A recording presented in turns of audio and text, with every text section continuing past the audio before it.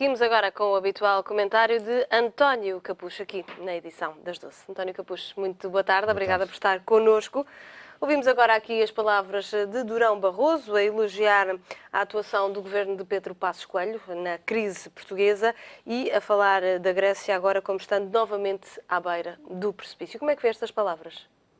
Bom, não me surpreende nada, porque Durão Barroso, de facto, tem sido completamente seguidista em relação à narrativa, à política, à estratégia deste governo. Agora, que eu tenha aproveitado na apresentação de um livro espúrio do Miguel Relvas, é que me parece verdadeiramente notável. De resto, a cobertura que a comunicação social deu à apresentação de um livro, como se fosse uma tese de doutoramento sobre qualquer coisa de extraordinário, quando não, tratava-se apenas de um livro de autoelogio a propósito de uma reforma completamente espúria, falhada, que tinha a ver supostamente com a reforma administrativa do Estado e que, no fundo, o que fez foi suprimir freguesias, escopo e martelo, ou régua e lápis, como queira. Mas, enfim, não me surpreende absolutamente nada. O que ele diz não é nada diferente do que diz o Pedro Passos Coelho. Estão sintonizados, estão em campanha eleitoral. Surpreendeu nesta apresentação do livro, e aproveitando já que falámos desta questão, ver as personalidades que lá estiveram, nomeadamente o Primeiro-Ministro? Não, o Primeiro-Ministro e o Durão Barroso é naturalíssimo que lá tivessem, porque são devedores de Miguel Relvas. Foi Miguel Relvas, de facto, que à frente da máquina do aparelho do partido proporcionou a vitória eleitoral deles, a conquista do poder interno dentro do PSD. Portanto, de facto, era ao mínimo era ir lá e manifestar-lhes o seu agradecimento pelo trabalho. Não vou agora caracterizar o trabalho, já se falou excessivamente sobre a matéria, que aquela terrível máquina partidária desenvolveu e que proporcionou, de facto, como disse, a vitória primeiro de Durão Barroso e depois de Pedro Passos Coelho. Miguel Relvas era o braço direito para a máquina do partido de ambos, portanto é naturalíssimo. Agora, depois que membros do governo e aquela avalanche toda de gente que aparece para a apresentação de um livro que, insisto, não é mais do que um autoelogio a propósito de uma reforma que foi uma reforma trágica, ainda por cima virem dizer que aquilo era imposto pela União Europeia, quando não tocaram nos concelhos. Onde deviam ter feito fusões, obviamente, era nos municípios, mas aí, evidentemente, que o governo teve medo das reações.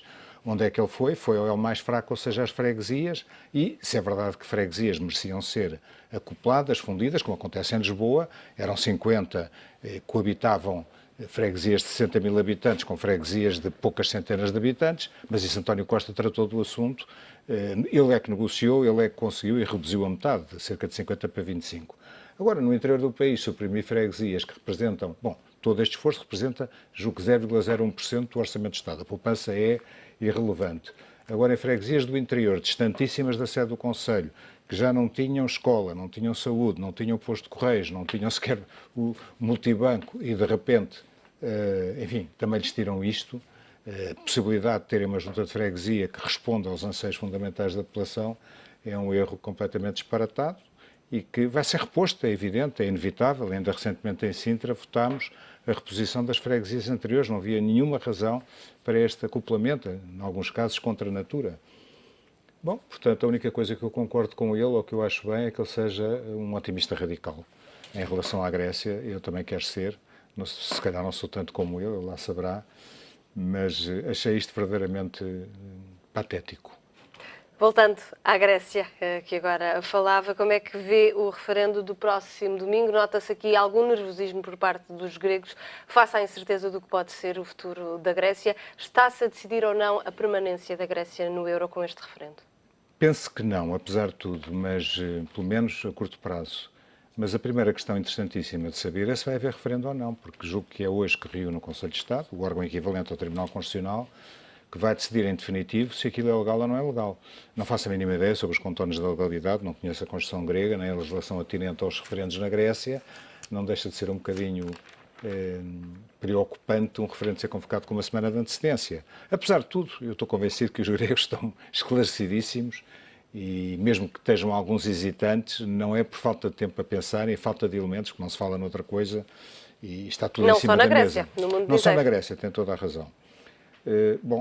E portanto, vamos ver. Se não houver referendo, o que é que acontece? O senhor... Mas acredita que esse cenário pode ser possível de não haver Não sei, referendo? sinceramente, porque eu não conheço os contornos da legislação grega nem da Constituição grega, portanto, mas admito, pois se há dúvidas, e foram dúvidas levantadas de resto por personalidades relevantes da cena política grega, pelo que eu admito que haja ali dúvidas sensatas e pertinentes sobre a legalidade daquilo.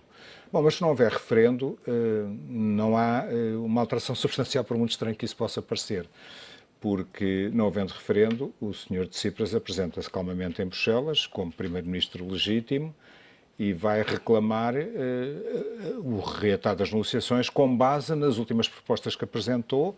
E a Europa vai estar disponível para negociar mesmo sem referendo, sendo que agora já ouvimos Angela Merkel, entre alguns dos principais líderes europeus, a dizer que não há negociações sem referendo. Bom, mas se não houver referendo, porque o Tribunal Constitucional não deixa, Angela Merkel terá que engolir essa expressão e, portanto, tem ali a Grécia que não pode fazer um referendo. É forçada a retomar as negociações. A ver, não vamos agora complicar a questão, mas eu admito que o Tribunal Constitucional ou o Conselho de Estado diga não pode haver referendo nestes termos, só poderá haver se a pergunta for alterada, e então ser marcado novo referendo, mas não quero ir por aí, porque senão então, se aquilo já está confuso, estamos em doidos na análise. Não, eu estou convencido que, de facto, se não houver referendo, Tsipras tem a faca e o queijo na mão para chegar a Bruxelas e dizer, muito bem, nós apresentámos contrapropostas, a diferença são 600 milhões, não é nada. Ainda agora dizia, julgo que era o Francisco Louçã, que são 5 vezes o passo do Gaetan, ou seja, é um valor irrisório face àquilo, à monstruosidade de valores que separava no início as duas partes. E vai munido de um relatório do FMI que diz coisas interessantíssimas. Sobre, nomeadamente, a reestruturação da dívida. Ora bem, que é o ponto que está a separar a Grécia dos credores. Eu acho que é o ponto que está a separar a Grécia, que está a tramar Portugal e que, de facto, a estratégia europeia, errada do meu ponto de vista, era a estratégia da negação. Aquilo que sabem que é impagável, fazem de conta que é pagável e querem exigir que os países se portem bem durante um determinado período de tempo para terem a garantia que, de facto, vão esmifrar, perdoa a expressão, o plebeísmo, os povos respectivos até ao tutano, para depois dizer, então está bem, vamos aqui fazer um perdão de dívida, vamos fazer uma carência de 20 anos, vamos diminuir os juros, porque de facto vocês não vão conseguir pagar isto. Ora bem, este relatório do FMI, embora eu julgue que não esteja ainda aprovado pela direção do FMI, é suficientemente forte, além de que o susto que a Europa está a passar, porque todas as análises levam que a saída descontrolada da Grécia, ou enfim, o Grexit descontrolado, como aparentava acontecer há uma semana atrás, poderia provocar sequelas gravíssimas e uma contaminação em vários países progressivamente e até pôr em causa a própria União Europeia, levará a que o bom senso prevaleça e que o Durão Barroso tenha razão, ou seja, vamos ser otimistas que a partir daí haverá um acordo. É claro que depois veremos como é que as cenas dos próximos capítulos, como sabemos, podem não ser felizes, a não ser que esta reestruturação esteja, enfim, consumada.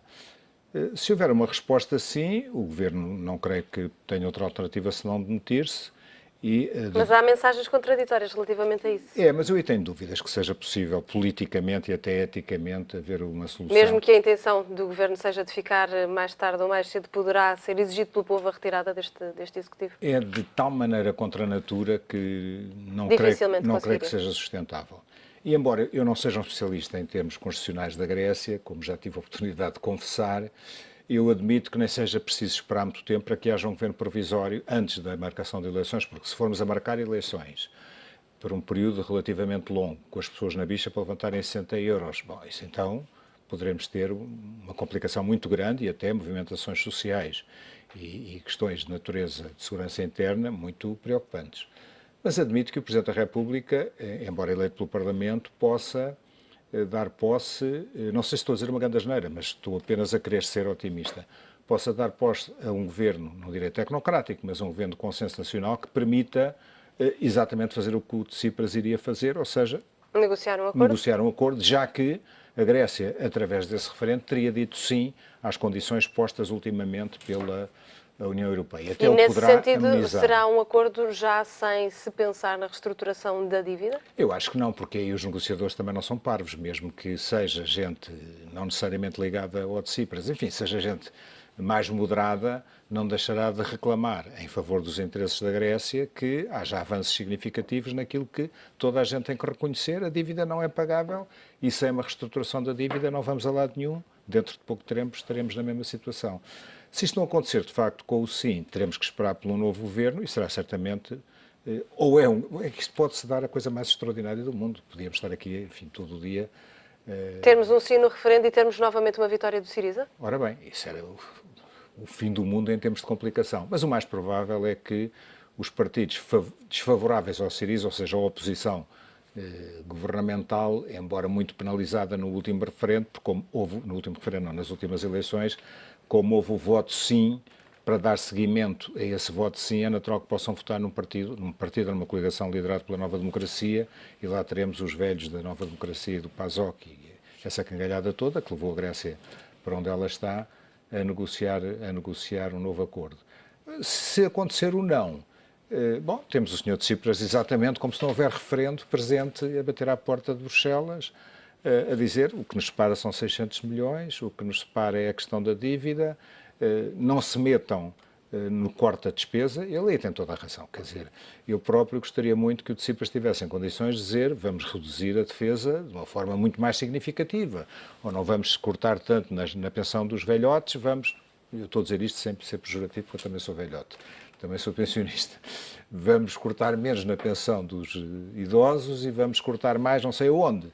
Portanto, o que era importante era que a Europa fixasse objetivos, mas, de facto, a natureza dos cortes fosse deixada mais ao critério dos gregos do que propriamente do governo grego, do que, enfim, da máquina devoradora negocial da Europa. Eu chamo a sua atenção para a coisa mais espantosa que eu ouvi, que foi a Sra. Ministra das Finanças referir que quem negocia não é o Conselho Europeu, não é o Eurogrupo, quem negocia são os gregos, por um lado, e, por outro lado, as instituições, ou seja, a Troika. Ou seja, reduziu a coisa, de facto, a uma negociação de deve haver, a uma negociação de devedores-credores, e não uma negociação política. Ora, eu estou convencido que isso não vai continuar assim e que, neste momento, não só pela influência norte-americana, mas pela consciência que todos os países, a começar na senhora chanceler Merkel, assumiu em relação a esta problemática, a próxima negociação será manifestamente política e não há razão nenhuma para não se chegar a um acordo. Aliás, como Alexis Tsipras sempre reivindicou que a negociação devia ser feita ao mais alto nível político. Não, ele tem toda a razão. É inacreditável, sabendo quais seriam as sequelas, que ainda não estão afastadas, da saída da Grécia, da ruptura das negociações. Bom, muito bem, as folhas de Excel deviam dar lugar à negociação política liderada pelos políticos da Europa, nomeadamente pelos chefes de Estado e de Governo, não necessariamente pelos ministros das Finanças. Eu digo não necessariamente porque eu sei que o Eurogrupo é um grupo informal, não consta dos tratados, mas caramba, tem os ministros das Finanças, podiam ser um bocadinho mais presentes, reivindicativos, afirmativos, mas pronto, já que não são, parecem meros burocratas, contabilistas, que passem a bola aos chefes de Estado e de Governo. Não são grande coisa em termos de... Há alguns ministros que têm assumido bastante protagonismo, nomeadamente o grego e o alemão.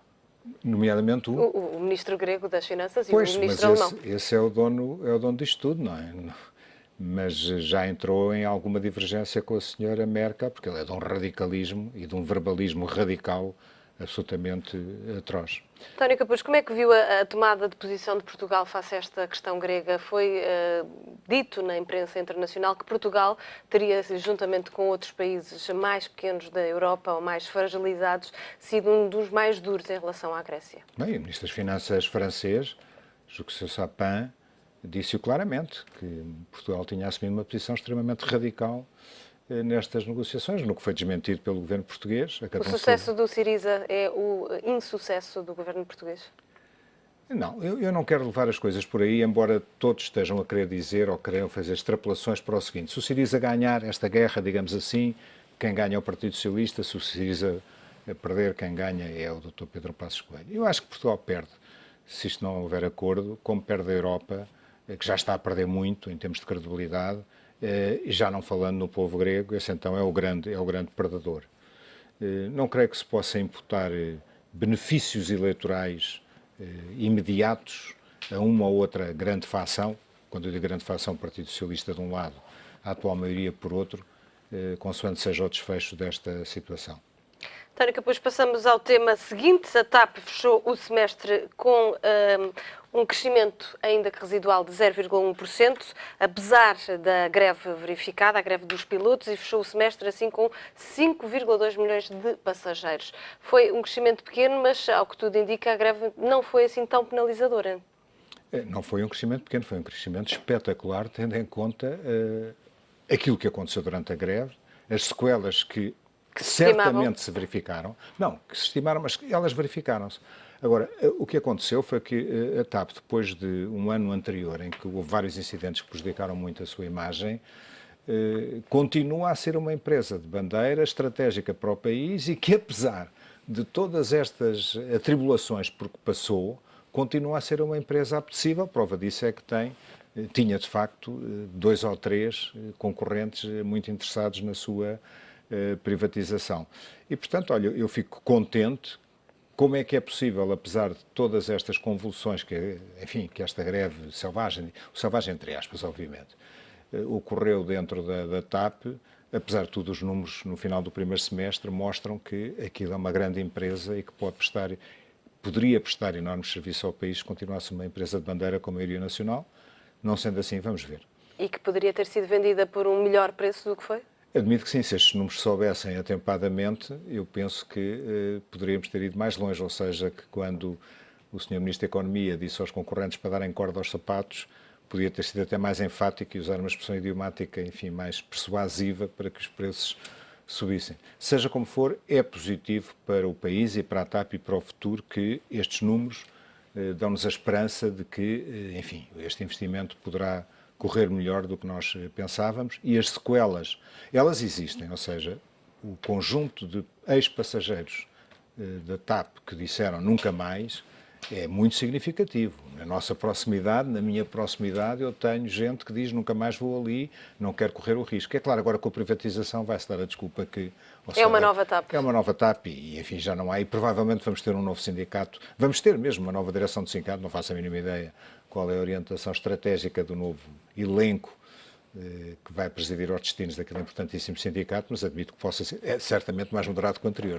Não é possível ser mais radical que o anterior.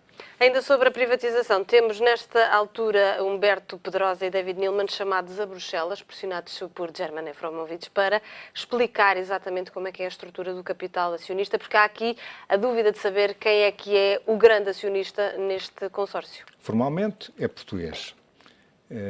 De facto, vamos ver. Não sei se Bruxelas é capaz de destrinçar essa realidade um bocadinho estranha, de que tudo indica de quem manda naquilo e que o principal capitalista envolvido é o brasileiro norte-americano e não o português, mas seja como for, a verdade é que factualmente e formalmente julgo que as coisas são satisfatórias para a União Europeia. A não ser que haja ali qualquer coisa, rato escondido com o rabo de fora, que eu não descortino. António Capucho, muito obrigada pelo seu comentário aqui nesta edição das 12.